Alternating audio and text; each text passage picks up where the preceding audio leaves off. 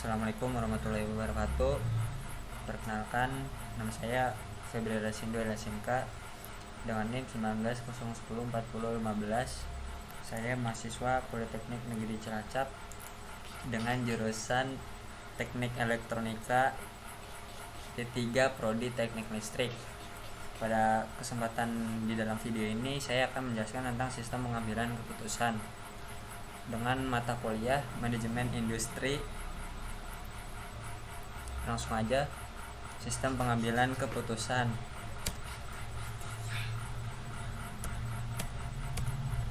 Pengambilan keputusan. Pekerjaan seseorang pemimpin atau manajer tidak lepas dari pengambilan keputusan. Manajer harus dapat membuat keputusan yang terbaik untuk organisasi dalam situasi dan kondisi dan bagaimanapun. Oleh karena itu diperlukan kemampuan membuat keputusan terbaik. Pengambilan keputusan berangkat dari masalah atau kesempatan. Keputusan-keputusan dibuat untuk memecahkan berbagai masalah yang ada. Pengambilan keputusan itu pada dasarnya upaya memilih alternatif yang terbaik dari serangkaian alternatif yang ada. Ada dua tipe keputusan, yaitu keputusan terprogram dan keputusan tidak terprogram. Keputusan tidak terprogram itu ditujukan untuk memecahkan masalah yang tidak muncul secara rutin. Sedangkan keputusan yang terprogram ditujukan untuk memecahkan masalah yang rutin. Dalam pengambilan keputusan, situasi yang dihadapi oleh manajer dapat bervariasi dari kondisi yang pasti sampai kondisi yang sangat tidak pasti.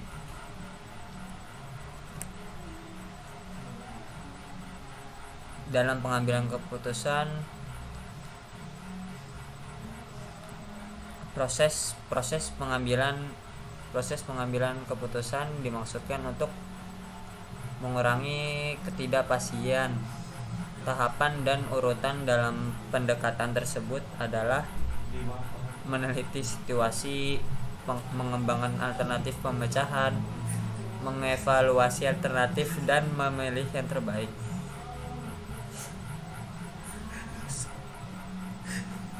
Pengambilan keputusan dapat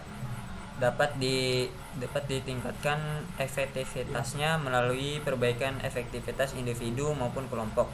Pengambilan keputusan kelompok mempunyai keuntungan dan kekurangan dibandingkan pengambilan keputusan industrial. Masalah sering didefinisikan sebagai penyimpanan dari hasil yang diharapkan, sedangkan kesempatan bagi organisasi untuk memanfaatkan kondisi tersebut agar diperoleh hasil yang melebihi dari apa yang diharapkan. Masalah dapat ditimbulkan dari beberapa sumber, yaitu ada diantaranya yaitu permasalahan dari diri sendiri. Suatu masalah timbul karena akibat dari keadaan yang tidak dapat terjadi pada individu pelaku kegiatan tersebut. Yang kedua yaitu permasalahan dari lingkungan. Permasalahan yang timbul akibat dari lingkungan yang keadaannya tidak sesuai atau tidak memenuhi faktor kelayakan yang ada. Permasalahan dan proses atau teknik. Masalah yang timbul sebagai akibat kesalahan atau tidak kesesuaian suatu proses yang ada. Yang terakhir yaitu fenomena lain.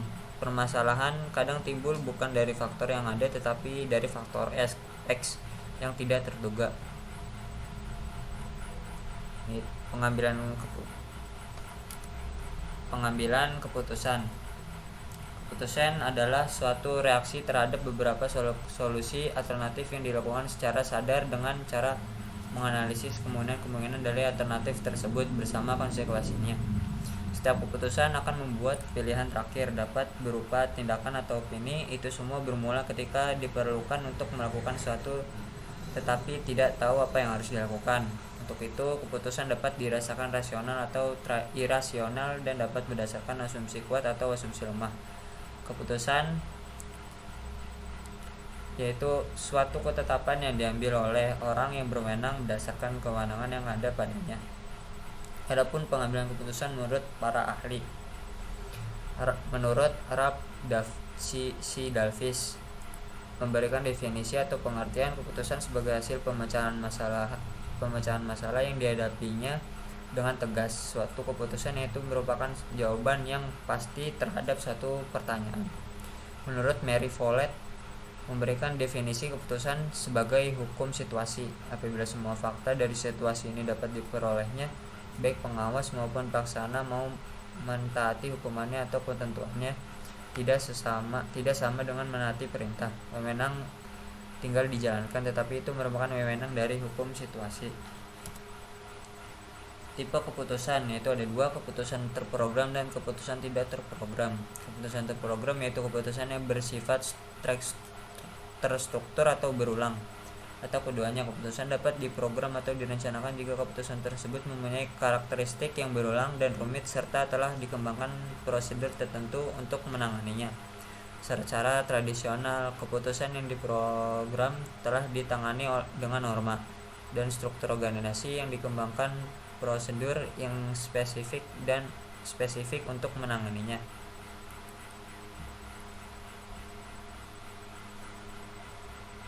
Contoh dari keputusan terprogram yaitu pembuatan KTP yang tahap-tahapnya sudah jelas, pengambilan uang di bank, pengenalan pasien di rumah sakit, dan pemesanan tiket.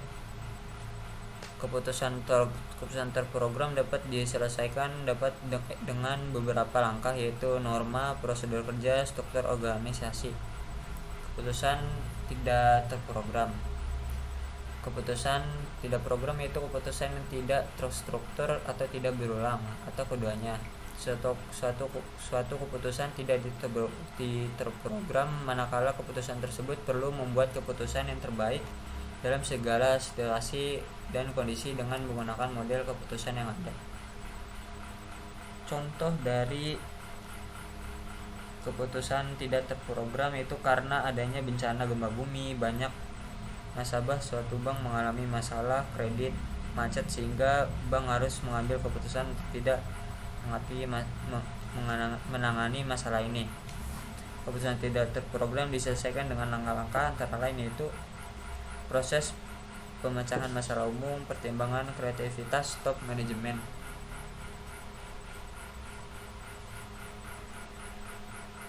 Yang ketiga yaitu kepastian, resiko, dan ketidakpastian.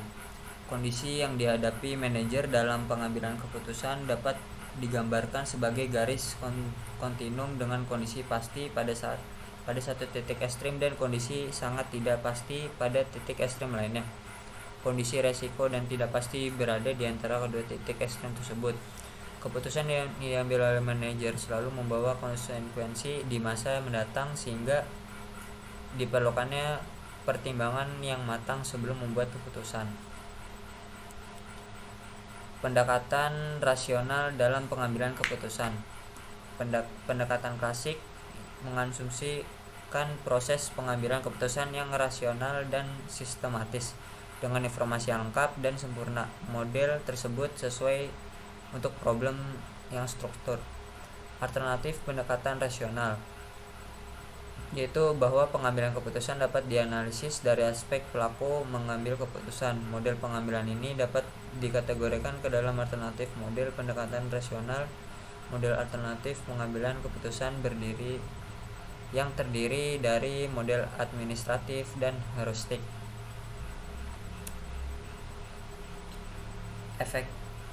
Efektivitas pengambilan keputusan. Dua tingkat dalam mengklasifikasikan permasalahan yaitu ada dua, pengambilan keputusan tingkat individual dan pengambilan tingkat kelompok. Pengambilan keputusan tingkat individual yaitu pengambilan keputusan terkadang dibutuhkan untuk merespon sebuah permasalahan yang ada. Beberapa faktor yang menghalangi pengambilan keputusan secara efektif diantaranya yaitu relaxed avoidance, relaxed change, dan defensive avoidance. Pengambilan keputusan tingkat kelompok pada umumnya untuk penyelesaian masalah yang krusial dan berdampak pada jangka panjang. Pengambilan keputusan dilakukan secara kelompok. Pengambilan keputusan secara kelompok dapat dilakukan dengan berbagai cara, diantaranya yaitu kelompok interaksi, kelompok Delphi, dan kelompok nominal.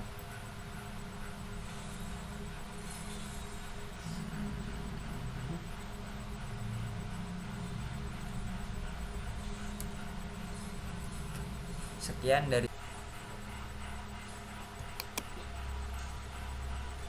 dari saya.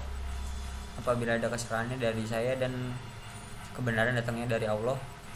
Wabillahi taufiq wa hidayah. Wassalamualaikum warahmatullahi wabarakatuh.